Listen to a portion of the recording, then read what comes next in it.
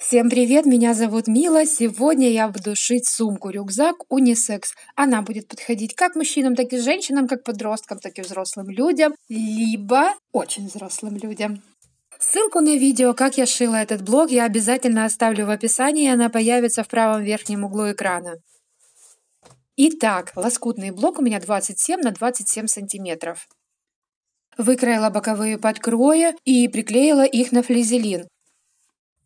Милые мастера, обязательно для вас оставлю все размеры, все замеры и расчеты в конце видео, чтобы сейчас не тратить на это время. Но какие-то замеры буду бегло показывать, смотрите внимательно, следите за видео, если вам интересно. Все отделочные строчки на этом изделии я буду делать ниткой для джинсов номер 20 темно-синего цвета. И таким образом я полностью закрываю джинсовыми подкроями этот лоскутный блок. Далее я делаю нашивку, такой бутерброд. Сначала кожа, потом джинс, сверху опять кожа.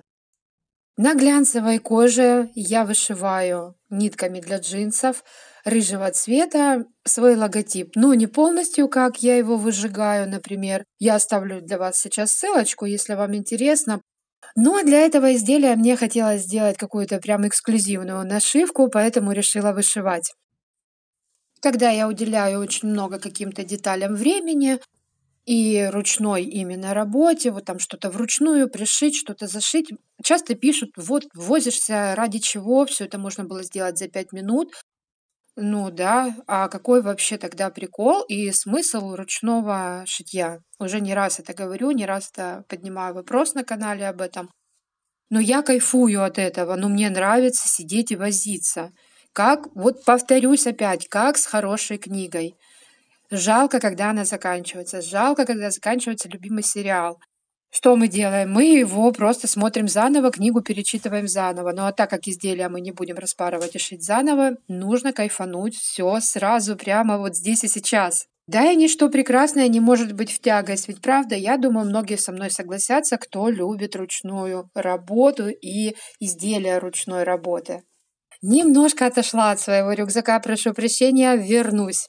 Итак, верх и низ я теперь оформляю металлическими молниями, такими же, как я использовала на самом блоке.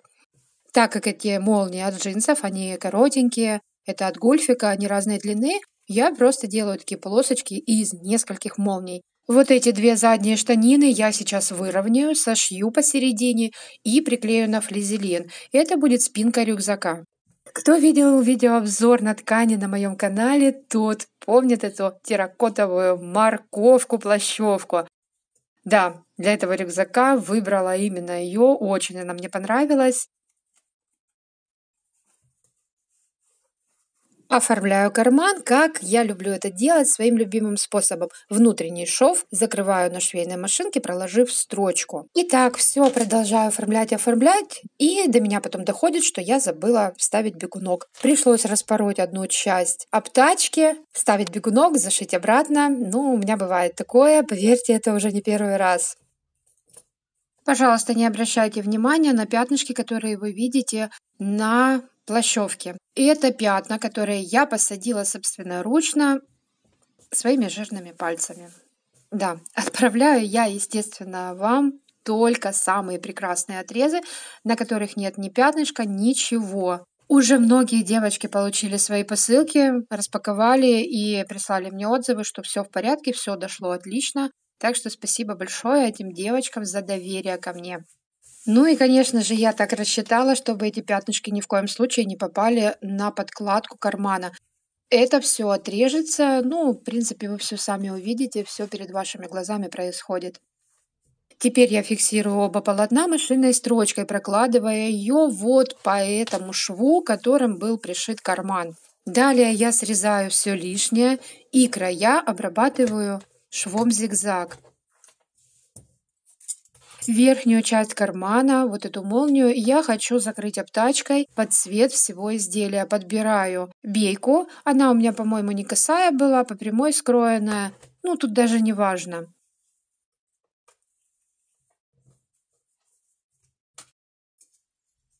А теперь я подгибаю края кармана и наметочным швом фиксирую его.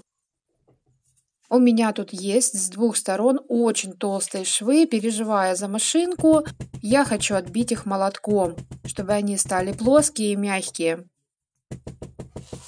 И после этого мне остается пришить карман на спинку рюкзака. Место, на которое нужно пришить этот карман, рассчитайте для себя сами, либо для своего заказчика. Я смотрю по себе, как я могу выгнуть руку. Я, например, между лопатками могу поставить свою ладонь. На этом расстоянии я пришиваю карман. То есть я завожу руку назад, когда на мне рюкзак, раскрываю молнию одной рукой и достаю оттуда телефон. Вот так я пользуюсь этим карманом. Сейчас я опять немножко подспешу и соберу полотна рюкзака. Также проложу отделочные строчки по боковым швам. А почему я поспешила? Потому что я не пришила лямки для рюкзака, ручки и т.д. и т.п. Итак, сейчас я шью 2 длинные лямки. Выкроила из джинса, подогнула края, буду пришивать на стропы.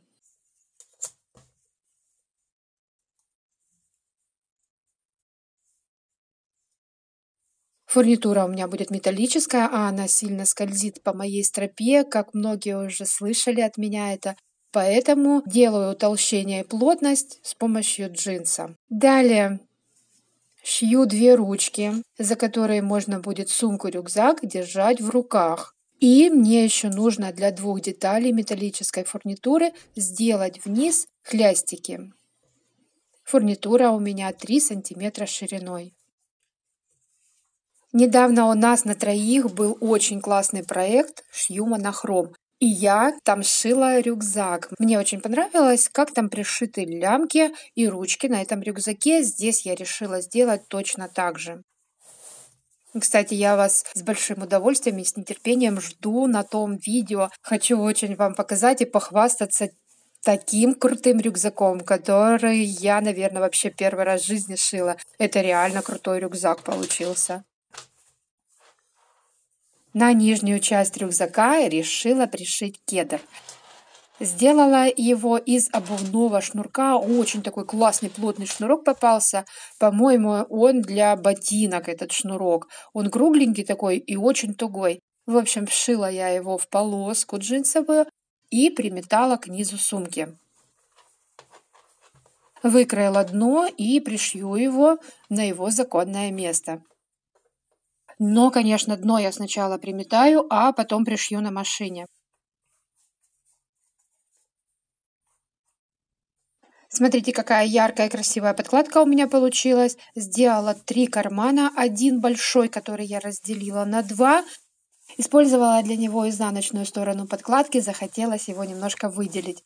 И один большой вместительный карман, который также на подкладке, но серого цвета.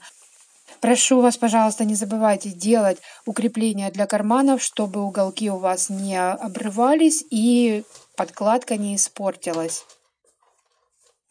Сейчас хочу не спеша вам показать, как выглядит на этом этапе изделие. Вот пришито дно, пришит кедр, пришита вся фурнитура, ручки, все уже на месте. Наметала я молнию.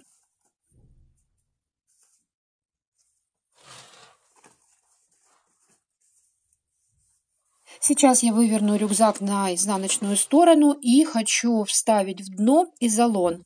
У меня 0,5, то есть это 5 мм толщиной. Подготовила 2 кусочка. Сейчас соединю ручным швом лицевую часть рюкзака и подкладку. И потом вставлю изолон и зашью уже наглухо. Изолон никуда не денется, он будет там намертво лежать, изгибаться, извиваться он не будет, поверьте.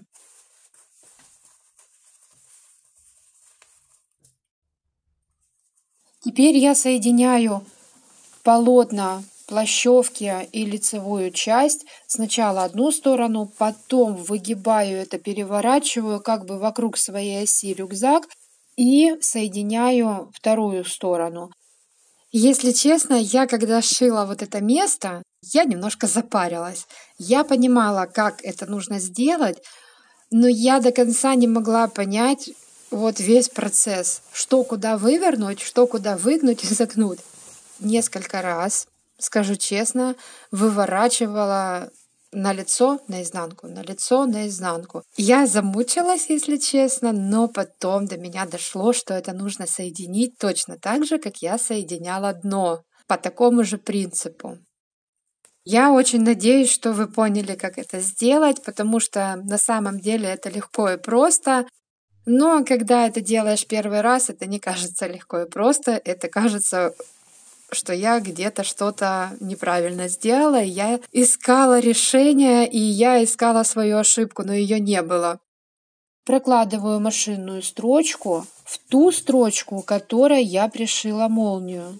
Прохожу иголочкой швейной машины прям по этому шву, чтобы они оба у меня соединились, и первый шов не вылазил из подкладки, там не видно его было.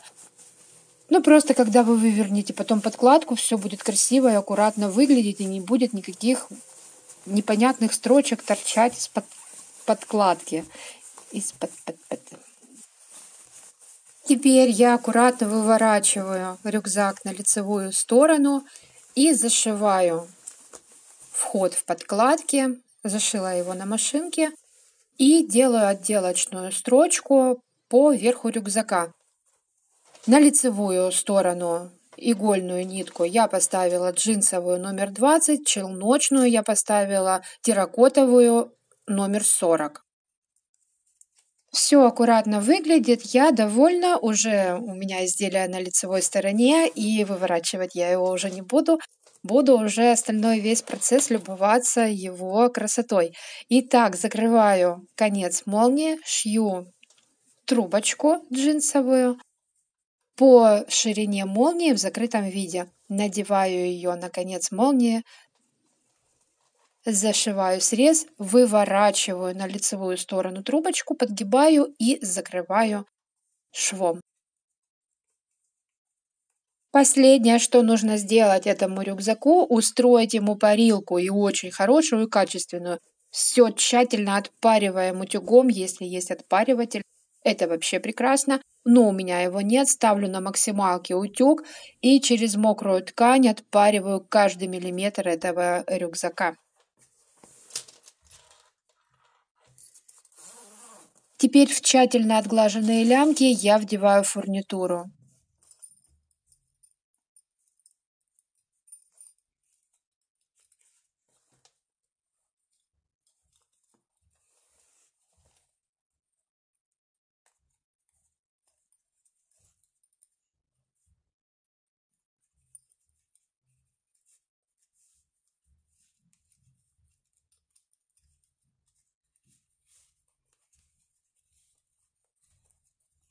Одну лямку я полностью покажу, вторую делаю за кадром. Теперь равняю лямки, и все, рюкзак готов. Можно им любоваться, можно его взять на прогулку и пойти хвастаться всем и вся. Кстати сказать, эта сумка-рюкзак у меня будет выставлена на продаже в моем магазине ЗРК. Там будет цена, все параметры рюкзака, и последнее, что я сейчас вам покажу, это мои расчеты и замеры по этому изделию. Я от всей души благодарю вас, что вы нашли время и забежали ко мне в гости на это видео. Я желаю вам крепкого здоровья. Я от всей души благодарю вас за вашу ответную связь, за ваши комментарии, за ваши лайки, за ваши многочисленные прекрасные слова, которые вы мне пишете. Всех люблю, всех целую и всем пока.